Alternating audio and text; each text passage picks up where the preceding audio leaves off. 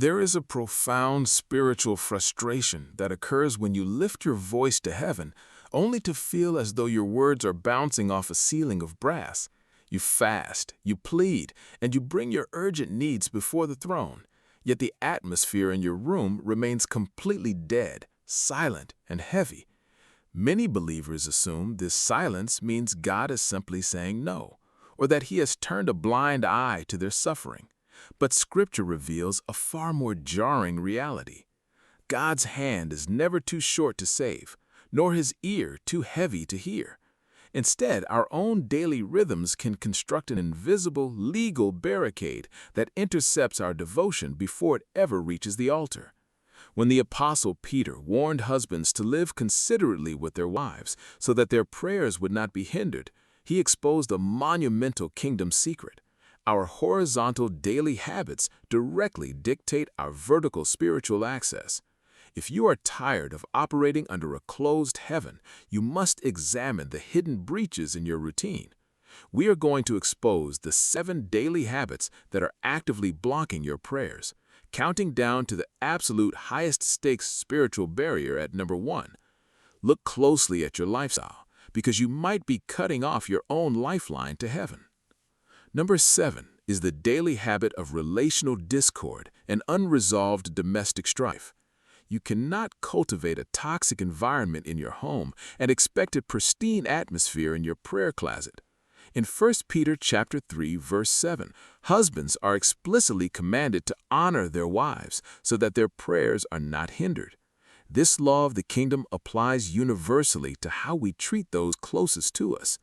When you allow bickering, resentment, and coldness to sit unaddressed at your dinner table, you are actively inviting a spiritual blockage into your life. The practical modern reality manifests when you step away from a bitter argument in the kitchen, walk directly into your bedroom, kneel down, and expect an immediate, sweet connection with the Holy Spirit. It does not work. The kingdom operates on peace, and domestic warfare creates an instant atmospheric freeze that locks heaven shut. As this relational friction hardens your heart during the day, it bridges directly into a structural flaw in how you manage your material life. Number 6 is the habitual neglect of scriptural obedience while demanding divine favors. We live in a modern culture that treats God like a celestial vending machine, expecting Him to answer our cries while we flagrantly ignore His commands. Proverbs chapter 28, verse 9 delivers a terrifying decree, stating that if one turns away his ear from hearing the law, even his prayer is an abomination. When you consciously choose to walk in daily disobedience, whether through compromised business dealings, deliberate moral shortcuts, or refusing to honor God with your resources, your voice loses its legal authority in the spirit realm. The modern reality is subtle. It looks like praying passionately for a financial breakthrough while actively withholding your tithes, or begging for emotional healing while refusing to align your habits with biblical purity. Your lifestyle is shouting down your prayers, leaving your soul entirely exhausted and vulnerable to a deeper, more toxic habit of the mind. Number 5 is the toxic cycle of harboring secret, unextended unforgiveness and bitterness. This is an absolute, non-negotiable spiritual chokehold that completely paralyzes your prayer life. Jesus left no room for debate in Mark chapter 11, verse 25, when He stated that whenever you stand praying, if you have anything against anyone, forgive him, so that your Father in heaven may also forgive your trespasses. When you hold a grudge, replay past offenses in your mind, and mentally prosecute those who hurt you, you are setting up an idol of judgment in your heart. The practical modern reality is that you're asking God to extend a mercy to you that you flatly refuse to grant to someone else. This hypocrisy creates a legal block that completely invalidates your petitions.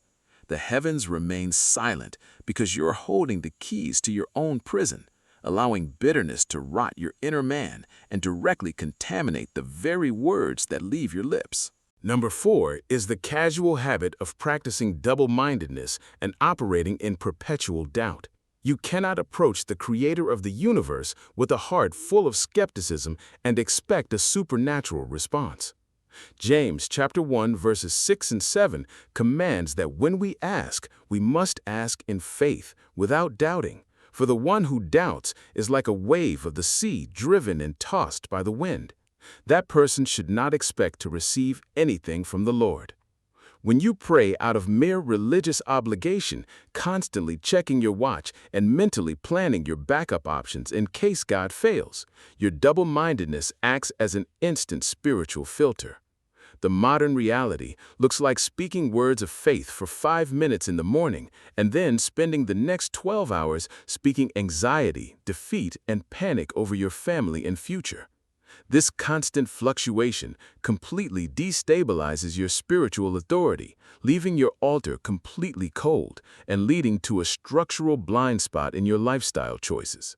Number 3 is the unexamined toleration of defiled media consumption and toxic environments. Your eyes and ears are the primary gates to your soul, and what you allow through them directly affects the weight of your spiritual atmosphere. Psalm 101 verse 3 states, "I will set no wicked thing before mine eyes."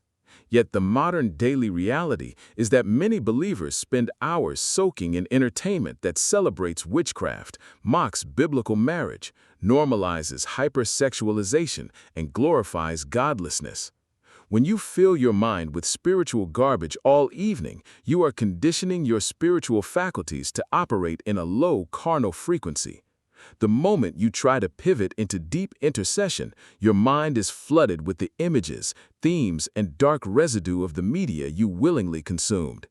The spiritual oxygen required for true prayer has been choked out by the pollution you invited in, making devotion feel like an agonizing, impossible chore.